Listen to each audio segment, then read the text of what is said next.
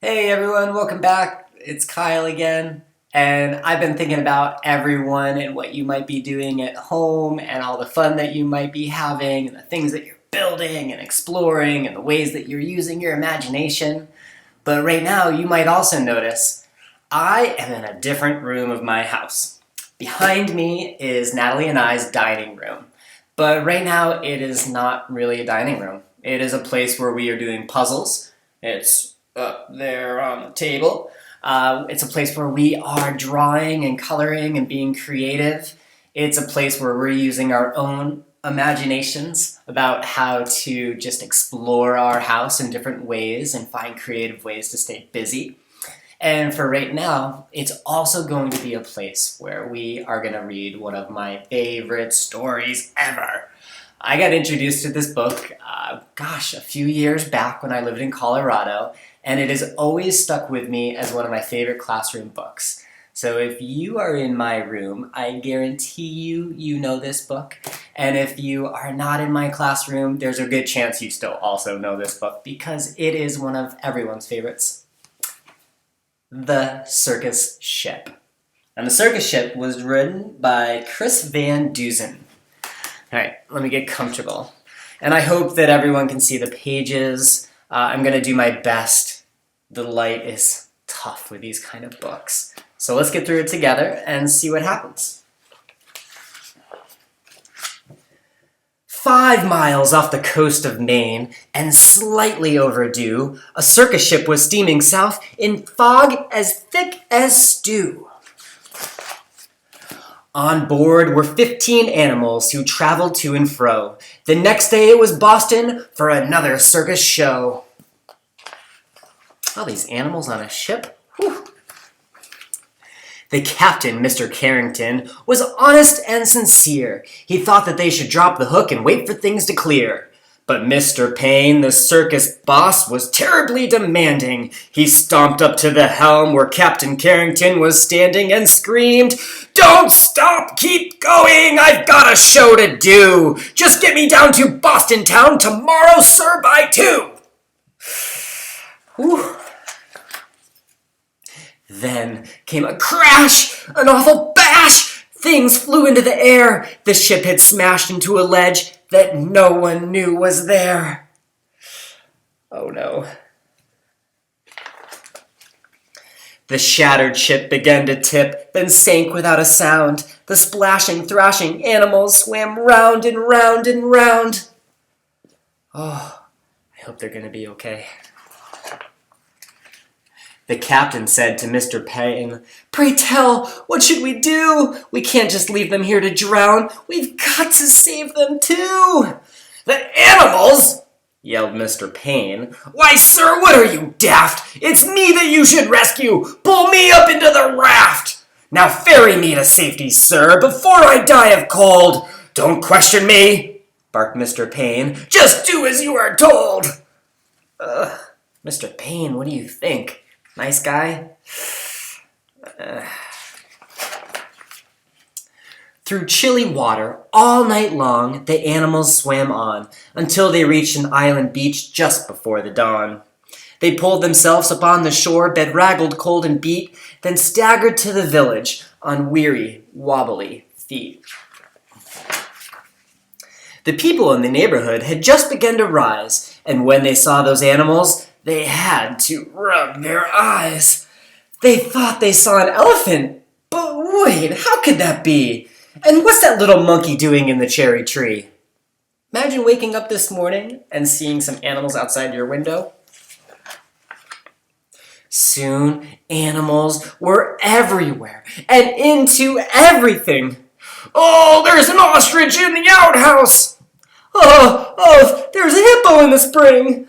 Oh, there's a tiger in the tulips! There's a lion on the lawn! Oh, there's a python in the pantry!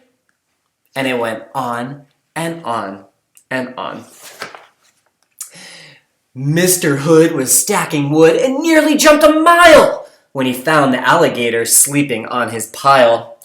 And Mrs. Dotty Daly, who grew daisies by the bunch, discovered that the zebra had been eating them for lunch. I like this part.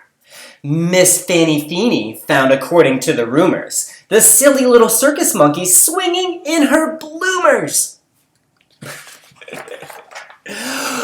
But everything changed quickly, like the turning of the tide, the night the Abbot's shed caught fire with little Emma Rose inside.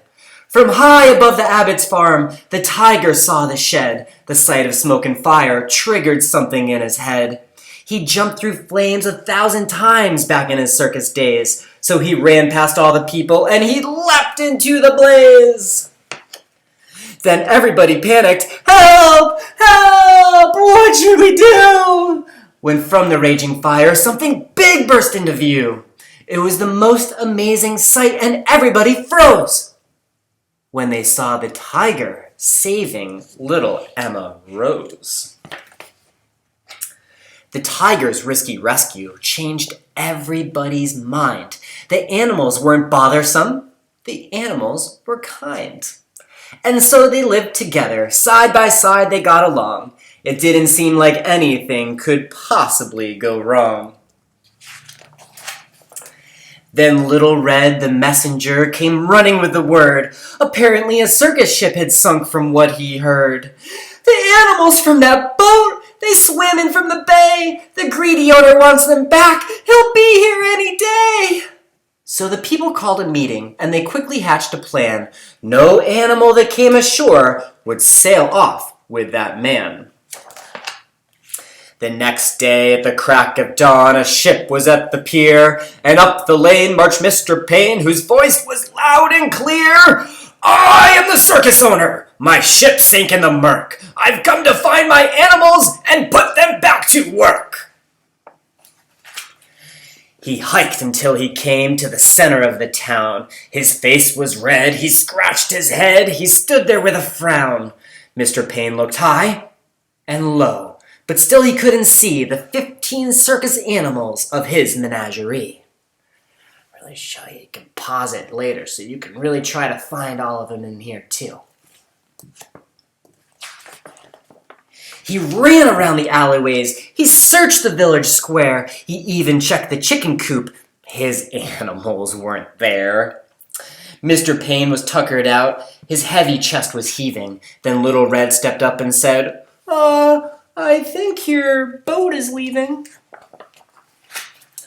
He ran off in a fit of rage. His ship was leaving sight, so he jumped into a rowboat and he rowed with all his might. And from that day, they like to say their lives were free of pain. It was a happy, peaceful place upon that isle in Maine. Snip, snap, snap. Tale is again told out. All right, everyone, thank you so much again for listening.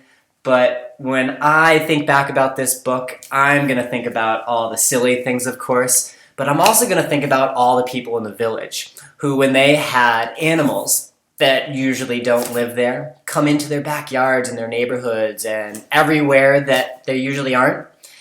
It was a little scary and a little nerve-wracking at first, but once they understood that all of those animals were not there because they wanted to be, but because that was really where they could be safe, everyone came together and helped. Everyone created a plan together, and because of that, the circus animals ended up being pretty safe after a while. All right, everyone, thank you. Have a good rest of your day and stay busy. Imaginations. Bye.